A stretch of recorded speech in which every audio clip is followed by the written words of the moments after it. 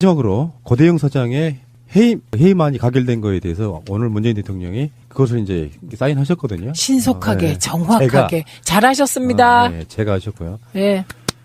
그리고 이제 우리 의원님 입장에서도 이제 지금 고대영 KBS는 그 어떤 시스템이나 구조상 훨씬 더 어렵다는 이야기를 했는데 결국에는 바꿔냈습니다. 그러니까 그거는 이인호까지. 이인호가 이끄는 KBS 이사회가 카드 사용 비리 등 도덕적인 흠결 때문에 무너진 겁니다. 그렇죠. 예, 이게 지금 뭐 자유한국당 성향의 이사들이 뭐 카드 비리에 대해서 이렇고 저렇고 하는데 노무현 정부 시절에요. 카드 이렇게 사용한 적이 없습니다. 이를테면은 KBS의 국정원 특수활동비 그런 개념이에요. 그런 개념으로 썼습니다. 카드를 무슨 뭐 애견 뭐 하라고 주는 카드 아닙니다. 공적인 업무에 쓰라는 거예요. 그래서 그 일정한 액수 이상 50만 원 이상이 되면 반드시 누구를 만나서 썼다는 걸 사실대로 기록해야 되고요. 예, 근데 그런 규칙을 어겼기 때문에 감사원이 카드 비리에 대해서 이게 조사를 했고요. 그리고 그 감사 결과 어떻게 한 명도 안 걸린 사람이 없습니까? 부끄럽게 KBS 이사회가. 그래서 이건 할 말도 없고요. 근데 제가요, 글쎄 갑자기 지난주에 일요일 날 KBS 일요 토론에 나간 거예요. 그래갖고 제가 일요 토론 나간다니까 댓글이 뭔지 아세요? 고대영 나갈 때 되니까 KBS도 정신 차리나. 그것도 박범계 의원하고 나갔어요. 그러니까 이런 사람들이 뭔가 좀 언론으로서 잘못했다라고 국민들께 사죄하고 스스로 물러나면 그나마 용서의 어떤 가치가 있는데 용서받지 못할 자. 네, 끝까지 버티고 막 KBS 이사회에 나와서 막 항의하고 막 그랬거든요. 그건 뭐 그래야 고대영이죠. 그렇죠. 근데 저는 고대영이 물러나기를 고대하고 있었기 때문에 이 사람이 KBS의 주요 간부로서 했던 그것들을 봐도 그래요. 네. 2008년에는 KBS 보도본부 보도총괄팀장 시절에는요. 폭행 인사보복 발언 논란이 있었고요. 네.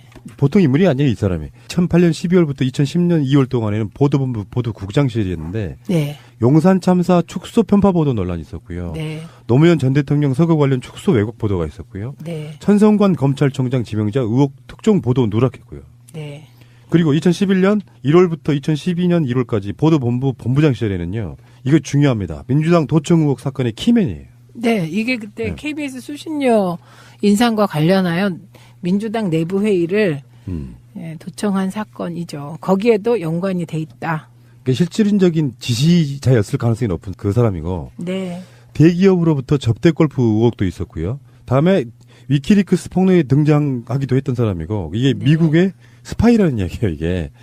그다음에 불신임 84.4%로 보도본부장을 사임해요. 네. 그만큼 KBS 내에서는 신망이 없던 사람이 결국 사장이 되는 건데. 보도국장, 보도본부장을 하면서 KBS의 보도 내용상의 방송 장악을 주도한 사람입니다. 그렇죠. 그렇기 때문에 그 불신임에도 불구하고 결국에는 보도본부장 잘린 사람을 KBS 사장이 내정하게 되는 건데요. 2015년 10월부터 현재까지. 네. 대표적으로는 그거죠. 국정원에서 200만 원 받고 보도 무마 정황 발표한 거. 이런 것도 있고요. 네. 사드 문제에 관련해서 보도 지침이 있었고요. 네. 다음에 보복 인사했고요. 네. 그리고 가장 중요한 게 이건 실력의 문제라고 보는 건데 KBS 네. 사상 최초로 지상파 제어가 합격 점수가 미달한 것도 고대영 때예요.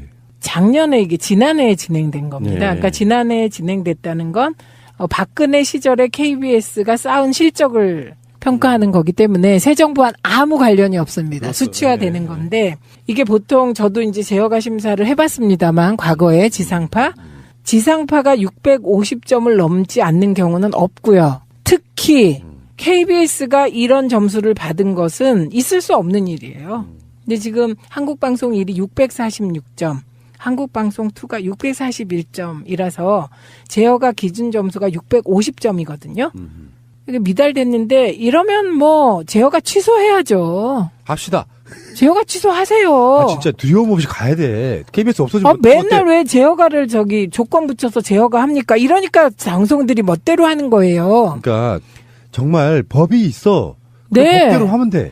왜 자꾸 조건 붙여서 제어가 해주고 이러니까 기강이 안 잡혀요. 국가의 근간이 흔들리고 있습니다. 근간이. 그래서 저는 이렇게 봅니다. 문재인 대통령이 바라는 정부의 가장 키워드는요. 혹시나 뭐가 잘못돼서 민심을 잃어서 정권이 바뀌더라도 시스템 자체가 과거 독재 정부 시절에 그런 쪽으로 돌아가는 것을 막아내겠다는 그런 숨어있는 의지가 있는 거라고 보거든요. 네. 근데 이럴 때는 어떻게 하는 거냐면 현재 법도 나쁘지 않아요. 법대로만 하면 돼요. 그러니까 법과 원칙대로 제어가 취소하십시오. 조건이 점수가 안 되면. 그래서 제가 얘기하잖아요. 모든 공직자들은 직을 걸고 법과 원칙에 따라 공직을 수행하라. 직을 걸어라. 보통 정치인이 아니고 지금 방통위원과 관련 있는 아주 중요한 정치인이 말씀하시기 때문에 KBS 지금 새노조원들 지금 끔찍하겠어요. 이거 만약에 진짜 없애자 그러면 이거 없어질 가능성이 없으니까 이렇게 말씀하시는 거지. 저는 그냥 법과 원칙에 따라 가자. 가자. 가자. 자, 의원님 다시 네. 한번 상기하십시오. 그렇게까지 박근혜 비리를 추적하고 막 그랬었는데 박근혜 국정농단의 음수사원이어가지고 그렇게 미움을 받았는데 지금 살아있다는 것만으로도 감사하는 하루가 되시기 바라겠습니다. 오늘 큰 깨달음을 얻고 갑니다. 하는 거예요. 왜냐면 이제 작은 아버지 같은 경우는 그 또 태극기 집회도 엄청 나가셨었어요. 하고 예전에 한번 작은 아버지하고 저하고 한번 붙었어 한번. 예. 그 저 해장국 집에서 막 한참 실갱이 하다가 뭐 저는 저대로 얘기하고 또 작은 아버지 아버지대로 얘기하다가 서로 막 실갱이 하다가 결국에는 이제 결론은 그였어요. 이리가 많이 컸구나. 되게 좋은 의미인지 나쁜 의미인지 모르겠는데, 많이, 이제 이런 얘기도 할 정도로 많이 성장했구나. 뭐 정치 색깔을 떠나서, 사고방식이 이게 많이 자기 의견을 얘기할 정도로. 속마음은 그거죠. 이 새끼 말될 거 하는 거 봐라. 이거죠. 약간 그게 센 것 같아요. 그래서 딱, 근데 그렇게 했던 작은 아버지가 그날 계셨고, 근데 큰 아버지랑은 이제 처음이었는데, 제가 좀 긍정적으로 좀 이렇게 얘기를 했어요. 저는 괜찮다, 뭐 좋다. 그리고 또 우리 또 촛불로 인해서 나온 대통령 아니냐. 그리고 저 얼마 전에 영화 1987도 봤으니까 그런 시대에 이렇게 독재 정권하고 또 싸워서 이렇게 앞에서 또 일도 많이 하셨던 분이다 하고 얘기를 했어요. 그랬더니 이제 막 듣고 있다가 이 새끼 빨갱이네. 거기까지는 안 가서 거기까지는 안 갔다가. 야, 평창에 대해서는 또 어떻게 생각해? 뭐, 올림픽. 북한에서 뭐 전야제를 하고 이렇게 말이 돼? 막 이래요. 그래서 이제 또, 나는 뭐, 그 전까지만 생각해봐라. 뭐 전쟁 위협이 있고 막 그랬었는데 지금 얼마나 좋아졌냐. 오히려 더 이렇게 안전하고 좋아지지 않았냐. 이렇게 막 하니까 편을 들게 하라 저는 맞다고 생각하니까 그렇게 했는데 그러다 보니까 일이 커진 거예요. 이명박 얘기 나오고. 그러니까 이명박 대통령, 그래서 제가 이제 얘기를 했죠. 기사라든가 이거 막 봐라. 보니까 이거 자원외교라든가 4대 가결은 이게 지금 어마어마하게 지금 핵폭탄에 지금 터질 일만 남았다 그랬더니 저한테 탁 하면서 대통령 할 사람이 자기 이익을 위해서 자원외교를 게 말이 돼? 그쵸? 말이 안 되시죠, 아버님? 큰아버지, 말이 안 되잖아요. 그걸 했다니까요. 뭘 이렇게 말이 돼? 너 그런 생각을 뜯어 고쳐야 돼. 하면서 막 이렇게 하고 있으니까 작은 아버지께서는 저랑 한번 1차전 붙었잖아요, 옛날에. 붙더니 형님, 일이가 이렇다니까요. 빨갛게 물들었네요, 형님. 일이 너 안 되겠다, 너 큰일 나겠다. 뭘 큰일 나요. 제가 그러고 있으니까 이제 엄마도 너 일이야. 너 어른하고 그러면 돼. 저들여. 저들여야지. 네가 지금 뭐 개? 우선 알겠습니다. 우선 하고 일단은 제가 제가 봤을 때 멀리 잡아도 추석 전까지는 뭐 이명박 대통령에 대한 결과가 나올 거니까는 다시 만나서 얘기하시죠.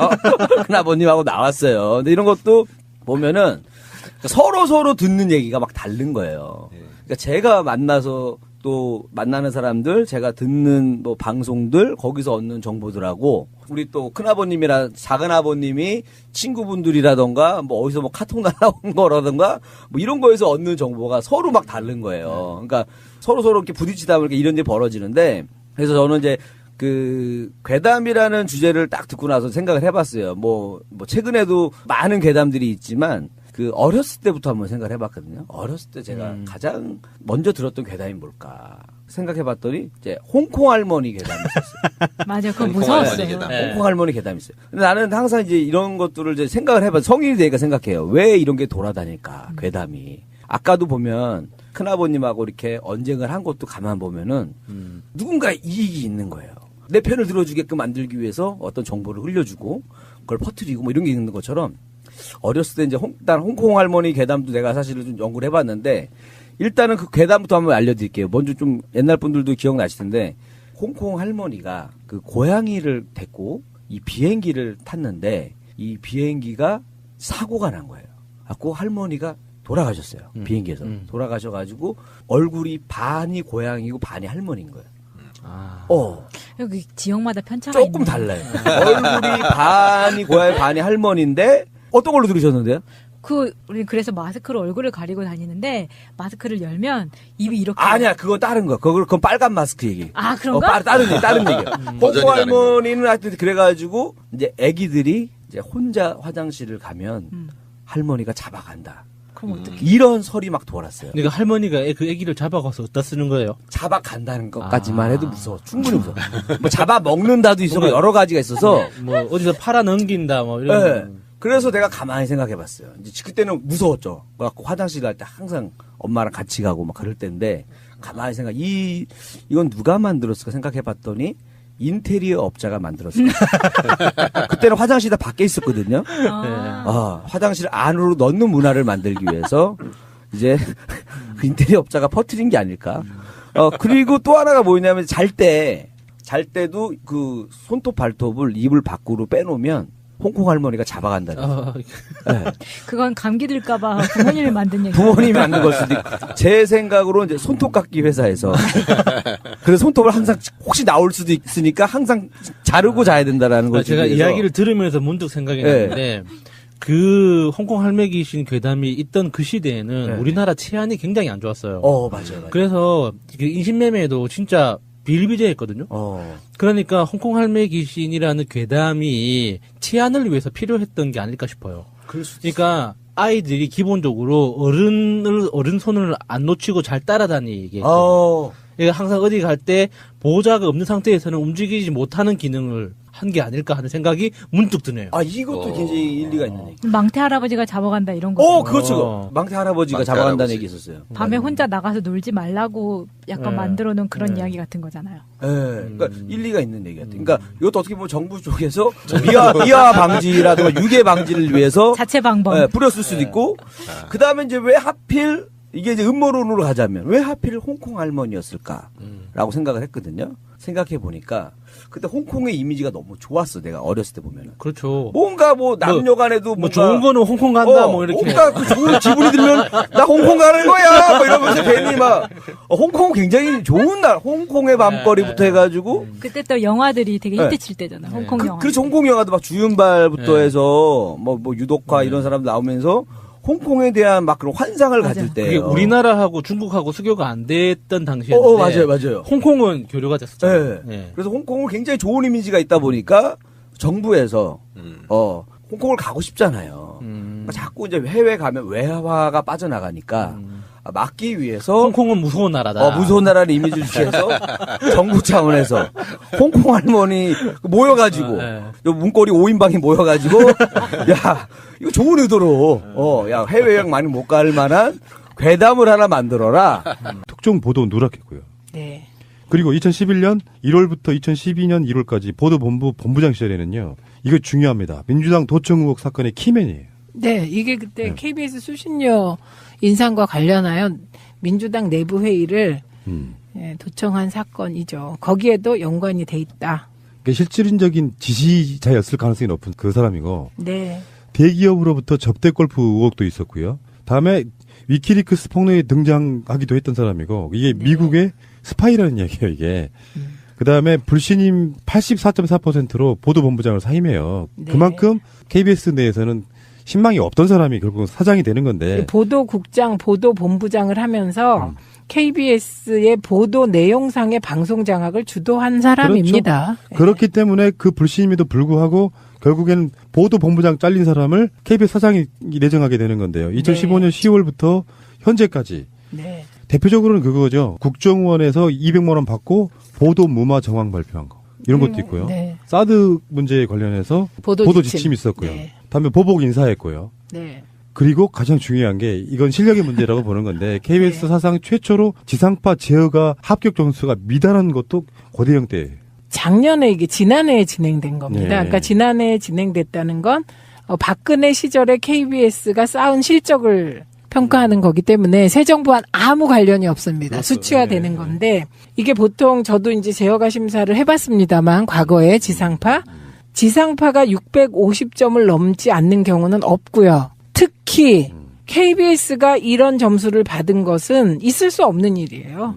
근데 지금 한국방송 1이 646점, 한국방송2가 641점이라서 제어가 기준 점수가 650점이거든요. 이게 미달됐는데 이러면 뭐 제어가 취소해야죠. 합시다. 제어가 취소하세요. 아, 진짜 두려움 없이 가야 돼. KBS 없어지면 맨날 왜 제어가를 조건 붙여서 제어가 합니까? 이러니까 방송들이 멋대로 하는 거예요. 그러니까 정말 법이 있어. 그 네. 법대로 하면 돼.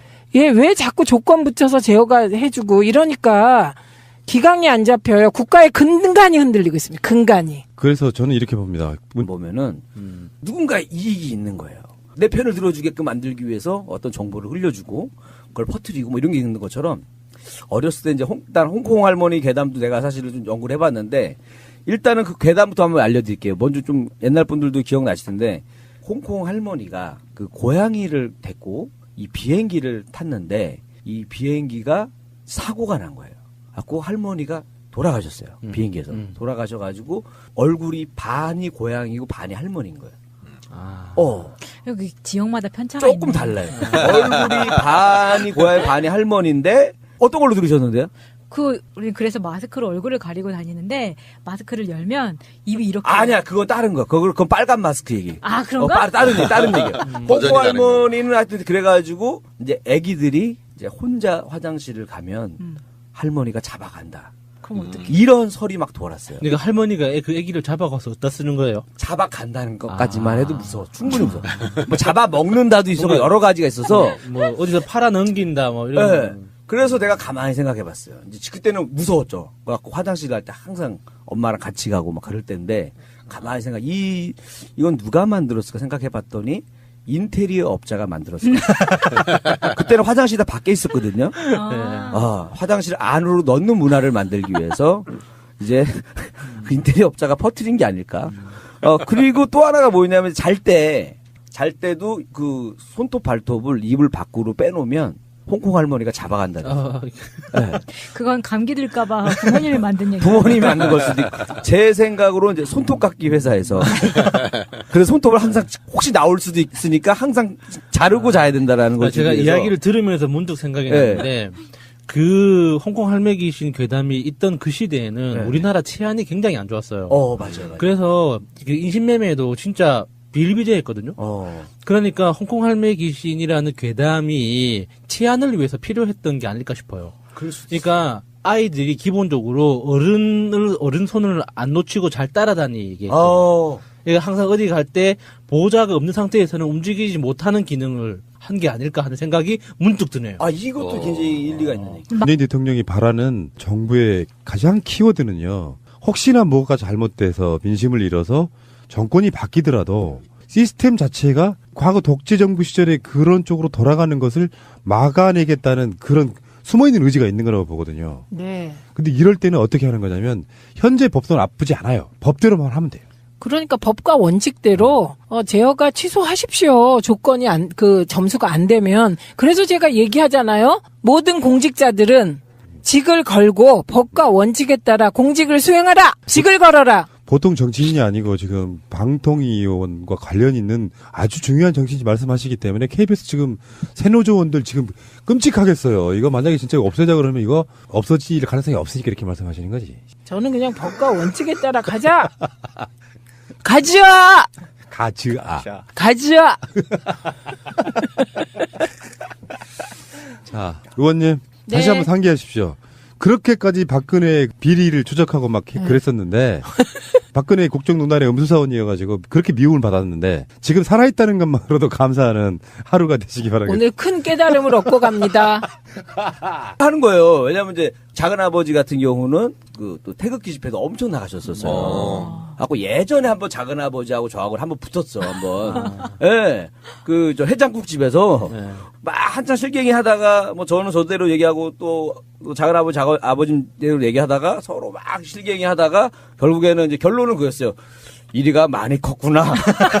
되게 좋은 의미인지 나쁜 의미인지 모르겠는데 많이 이제 이런 얘기도 할 정도로 많이 성장했구나. 뭐 뭐 정치 색깔을 떠나서 사고 방식에 많이 네. 자기 의견을 얘기할 정도로 속마음은 그거죠. 이 새끼 말대꾸 하는 거 봐라 이거죠. 약간 그게 센 것 같아요. 그래서 딱 근데 그렇게 했던 작은 아버지가 그날 계셨고, 근데 큰 아버지랑은 이제 처음이었는데. 제가 좀 긍정적으로 좀 이렇게 얘기를 했어요. 저는 괜찮다, 뭐 좋다. 그리고 또 우리 또 촛불로 인해서 나온 대통령 아니냐. 그리고 저 얼마 전에 영화 1987도 봤으니까 그런 시대에 이렇게 독재 정권하고 또 싸워서 이렇게 앞에서 또 일도 많이 하셨던 분이다 하고 얘기를 했어요. 그랬더니 이제 막 듣고 있다가 이 새끼 빨갱이네. 거기까지는 안 가다가. 야, 평창에 대해서는 또 어떻게 생각해? 뭐 올림픽 북한에서 뭐 전야제를 하고 이렇게 말이 돼? 막 이래요. 그래서 이제 또 뭐 나는 뭐 그 전까지만 생각해봐라. 뭐 전쟁 위협이 있고 막 그랬었는데 지금 얼마나 좋아졌냐. 오히려 더 이렇게 안전하고 좋아지지 않았냐. 이렇게 막 이렇게 하니까 편을 들게 하라 저는 맞다고 생각하니까 그렇게 했는데 그러다 보니까 일이 커진 거예요. 이명박 얘기 나오고. 그러니까 이명박 대통령 그래서 제가 이제 얘기를 했죠. 기사라든가 이거 막 봐라. 보니까 이거 자원외교라든가 4대 가결론 이게 지금 어마어마하게 지금 핵폭탄에 지금 터질 일만 남았다 그랬더니 저한테 탁 하면서 대통령 할 사람이 자기 이익을 위해서 자원외교를 게 말이 돼? 그쵸? 말이 안 되시죠, 아버님? 큰아버지, 말이 안 되잖아요. 그걸 했다니까요.